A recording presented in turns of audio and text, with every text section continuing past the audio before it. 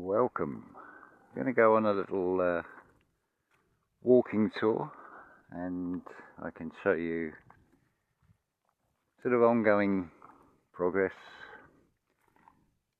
It's been a while with some of the videos, but if you sort of look back, like cutting back bramble and such like, and compost production, still a lot of work to do here, but it's ongoing long-term projects that are working towards a vision of seeing this as a abundant sort of fruit forest. It comes down to that saying of recognize what you can change in this world and what you can't. So some of the stories I hear about what's going on out there, which from my perspective is anything the other side of these hills, and most of it has no bearing who gets elected and whatever. It's just totally meaningless. So in my reality, it's like sad to see these trees all looking like this lemon tree looking dehydrated.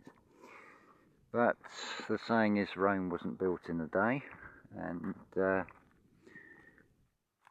very much following the pattern of learning to walk, take baby steps. But my vision is to sort of, when we get to sort of February to April time, it's a fast flowing river that runs through here, and I have plans for all that I'm showing here. While it's dry like this, I've had several assaults on the bramble.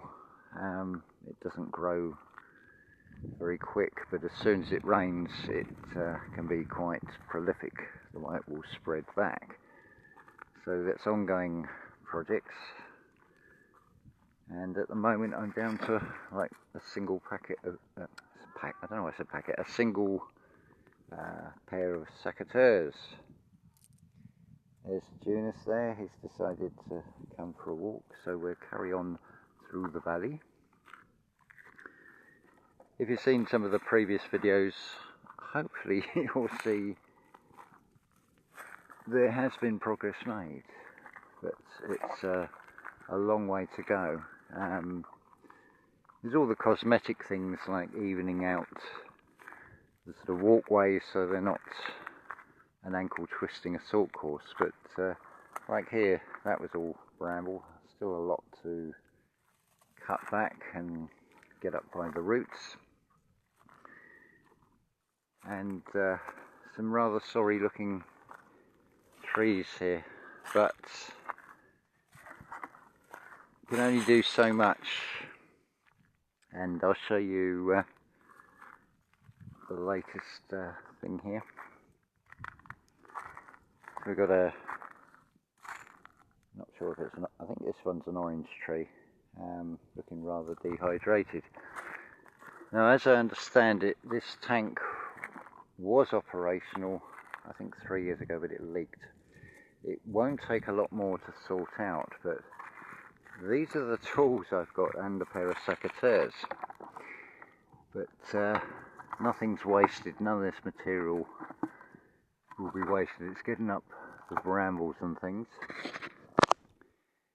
And we've got the well down here. This was all sort of waist high brambles here, so it's all been cutting back, making it into piles which will get burnt as we get into the winter. It'll go on the fire, it will create ash with nutrients. There's the well down there. Don't know how well you can see the well. That sort of play on words there. And then the pipe that will take it up to the reservoir.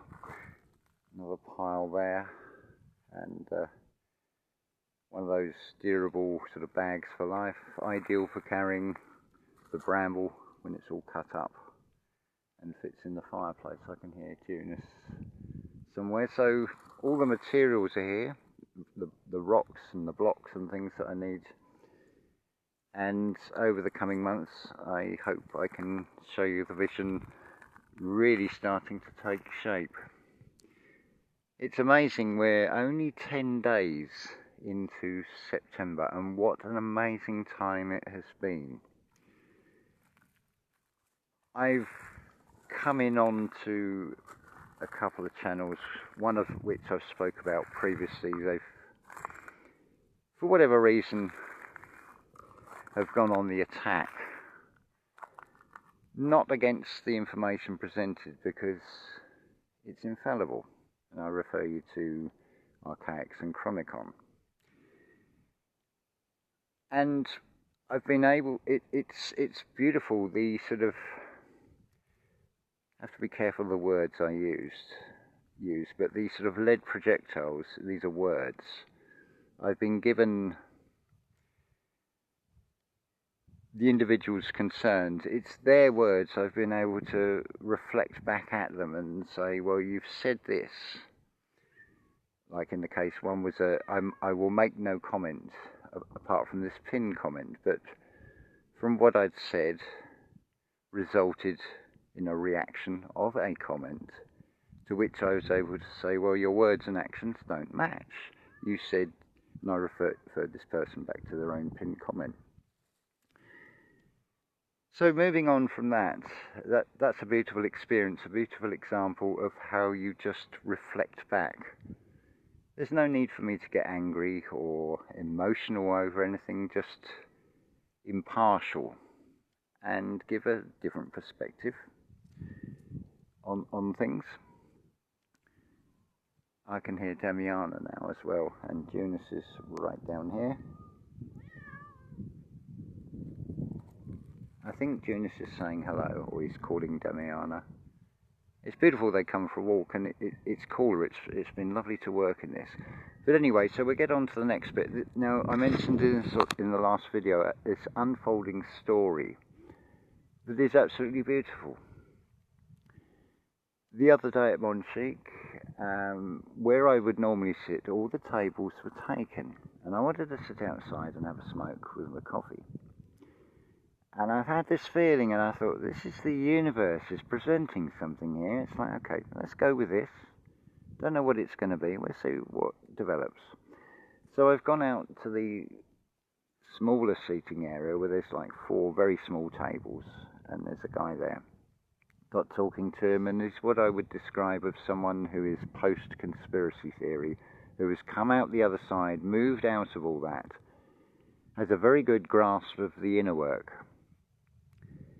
And it resulted in, because he's got a camper van, I said, well, we got land here, and there's a lay-by. You can park there, that's no problem, and sample this land. See how it feels. I mean, this is as noisy as it gets here, most of the time. So it's a beautiful place to come and reflect. Stay for a week, stay for a few days, and reflect on your life, on your things. And what the beautiful thing that came out of this, it only took one day. This guy had come to this self-realization that the camper van had become an extension of the body. So what effectively happens is, wherever you drive to and park up, the outside, the external may look a little different, but the interior of your camper van remains the same. So it's effectively, the camper van becomes like the physical body, and you're trying to run away from yourself. So I recognise from this, because the guy only stayed here for basically 24 hours and came to this realisation, and I thought, that's beautiful. The lower part of me was, oh no, please don't go, but that's his path, I have to respect that, and I feel that has really helped him on his journey. And I can't help but see the old adage about carpentry as a perfect example. You measure, you mark, and you measure again. And I feel this is what the universe is doing as well. It's presenting things, it's like we're presenting you with someone who's on a very similar wavelength, but now we take that person away again.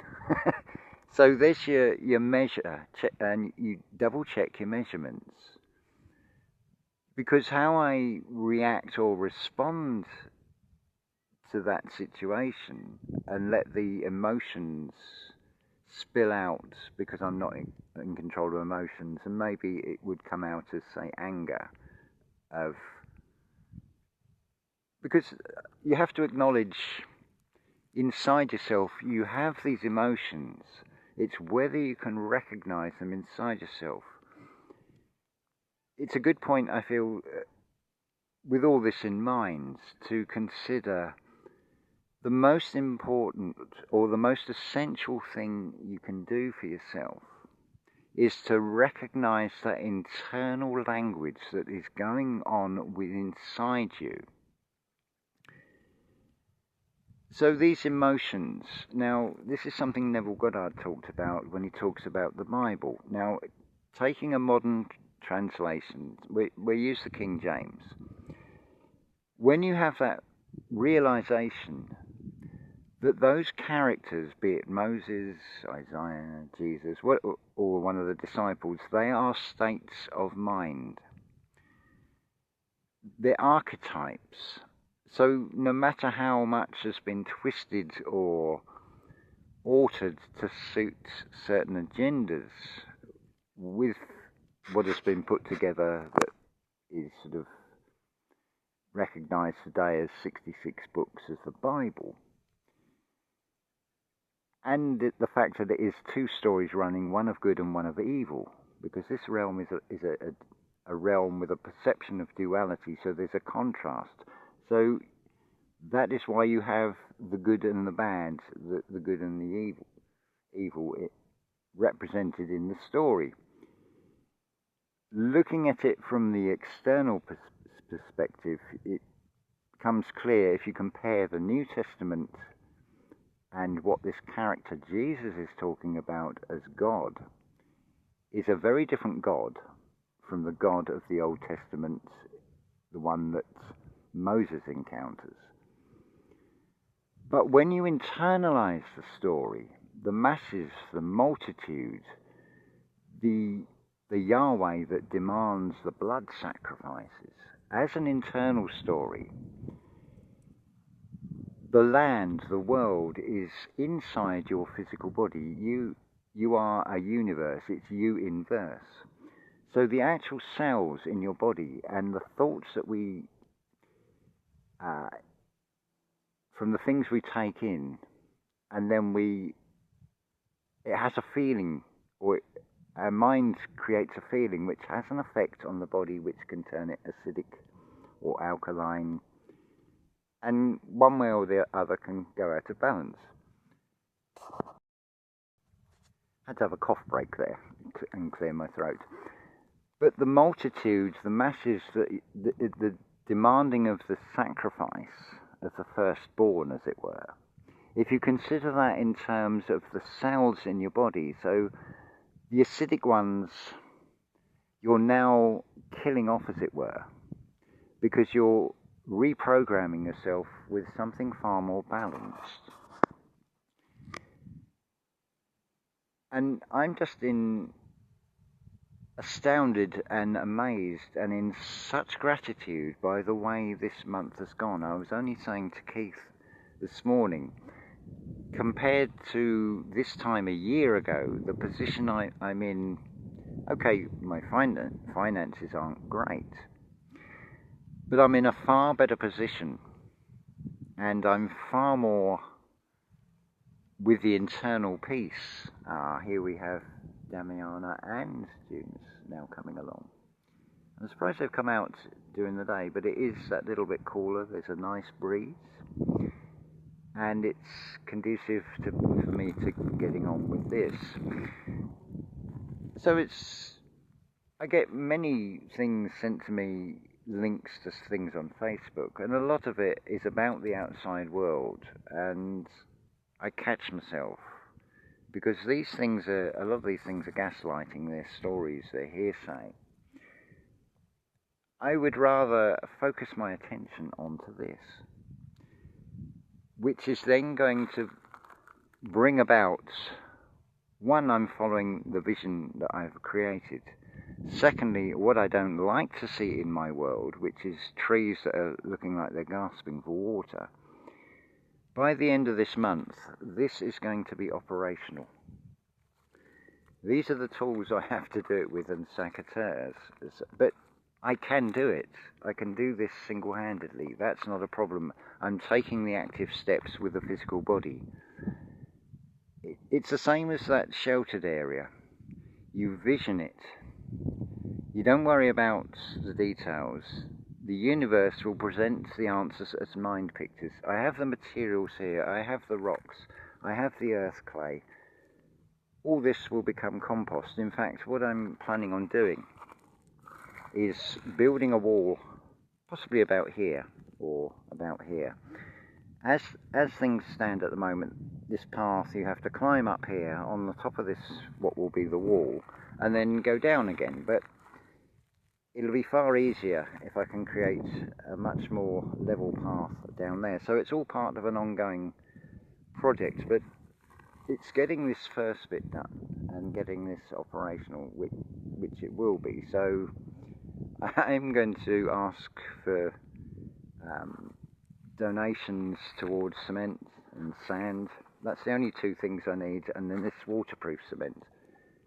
I'm just showing, you can, I feel you can see just how active, in particular Damiana, this is now 3 days since her operation at the vet, and I mean, look how agile and energetic they are. Of course, as I'm commenting, they've now gone stationary, but this reality is a divine comedy. It's a wonderful thing that I actually really appreciate. It's like, I accept that time is finite. I am very much of the feeling that this is all leading to something that's, we're either paying forward with karma, we're creating a next incarnation as being something conducive from what we learn in this present experience. This is the thing, it's all in the present moment. See the beauty in the timing of things. And just watch the stories unfold. It's so easy to go into that negative default reaction to things, defending positions of what we believe to be true. But if someone comes to me and says, you're this, you're that, I will internalize that. And is that how I come across? Is it true? Or is it just their perception? It's continuously checking in on yourself.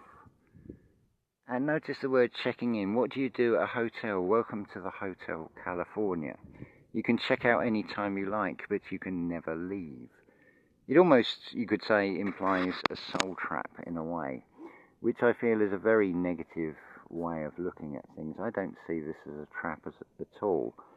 It becomes a soul trap when we don't spiritually grow, we don't make progress. And it's also reflected, obviously, in the physical reality. Getting on with this work here. But it's on target. I've allowed to the end of September, and I've visioned it, so therefore I've created it in the mind. So I've just got to see it through to the end now. And it's a short-term project, because we're still in the Mercury retrograde shadow, though Mercury is going forward. It's a perfect time to put into action the short-term projects, which this will ultimately be. It's just a short-term project, but the benefit that will come from this will be a far more abundant food forest. Under all these rocks which I've just thrown down this bottom end of this tank, there is a pipe, and so there's the connectors and things. Definitely going to have to purchase a few of them with taps and things. But as an interim, I could even work this where I'm just dipping bottles in and actually physically carrying the water to these trees in this section. But ultimately, it's working towards having something where it eliminates the having to walk around with bottles, makes it less time consuming, and growing more food for ourselves, because you're not going to get anything fresher, anything more organic than if you're growing for yourself. There's no packaging, there's no transporting. Pretty much you've seen the thing all the way through, from potentially growth of the seed that turns into the tree that produces the fruit. So it's a wonderful experience, and it also is creating a legacy of when spirit separates from matter, and it's leaving it for somebody else or others to benefit from. Because it comes back to what I've said before, if this is my last day, it would be a shame if I haven't got this complete. But I don't feel that there's any worries about that. But it basically is going to need a cement rendering along here as far as I'm going to go. There's wild grasses and things, so I'm actually I'm going under the roots, so we won't have problems of things trying to grow through. But the other reservoir tanks that are built, the main one that's operational, there's not been any problems in that way, so there's no reason to even suspect there'll be any problems. But if there is, they'll be rectified. That saying, no man is an island. Well, yes and no. We're in a realm of duality, but the island can be when you go into that hermit mode of going into your own reality bubble, not letting or not importing some of these stories, because that's all they are from the outside world, most of them. They have absolutely no bearing on this world, this reality that I find myself in. Oh look, they're just sitting on the wall here. That's a beautiful picture. Face the camera, you two. Say hello. Cats will never do things when you want them to. Ah, look at that. That's beautiful. Hello, Damiana. You can see, oh no, it's pretty much gone now. It's a shame she's not laying down. You could see where it's got this like silver on her fur, which mostly come off now. Just see under there, hopefully. But as you can see, she's so traumatized, and keeping her in for 2 weeks, it's not going to happen. They're used to this. This is their home. I love the way they come with me. It's beautiful. But yes, going back on topic, it's not going to take a great deal more. I don't actually need any more tools to actually do this. It's just that I've got to do the physical action, take active steps to create. So I'm effectively co-creating with the vision that I have created. And that comes full circle, really. Let's quote Psalm 82. What was it? You will die as men, but ye are princes. So you have the potential to become a king. That's further reiterated in Paul's letters to, I can't even remember now.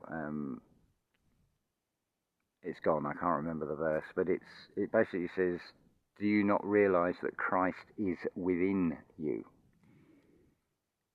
You are the creator in the form of a co-creator. You are a fractalized aspect.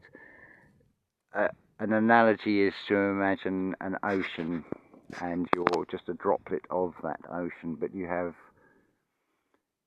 a bit like the tree and the seed. The seed has all the encoding to become the tree. It's a repeat pattern in this reality, in this perceived reality with the duality, but the duality is a great asset, because when you can recognize the contrasts, and you can walk the middle path between the two, you become a co-creator. You surrender over to that you have created and envisioned as the end result in your mind of what you're trying to create.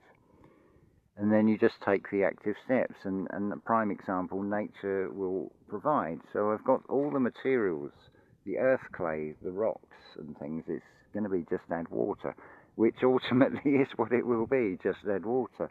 And then to create something less sad looking with drooping leaves and things, or even bare branches there. But these things take time, and I've allowed enough time to, it's another 20 days before we get to the end of September. Things would have to go, take an unforeseen turn if I don't get it completed by that time. But it's a case of no man is an island again, but we'll cross that bridge as and when there needs to be a bridge to be crossed. But why would I create a bridge that I may never need to cross? Because that would be a waste of energy. Whereas if there is, the end is in sight on this. I visioned what it's going to be, and I've used my imagination. I can be here, and I can see the water here. I can see being able to distribute the water easily and having this thriving land. It won't take a lot to do, but any donations toward cement and sandbags, we now have transport to actually go and get the materials, which is going to make life a lot easier as well. So everything is looking up, and if this is how the first 10 days of September have been, I can only imagine how wonderful the next 20 days are going to be. So thank you for listening to this. Thank you for the continued support, whether you like, share, subscribe, have given donations. I appreciate that you may have financial difficulties, and you've got to look after yourself first. Everything has to come from within oneself. That's where it all starts. That is the center of the universe, the U-inverse. It starts from within you, and that can be seen when you consider, you feel an emotion, it wells up from inside, and it may come out as tears in the eyes. There's your waters from above. It's a cleansing.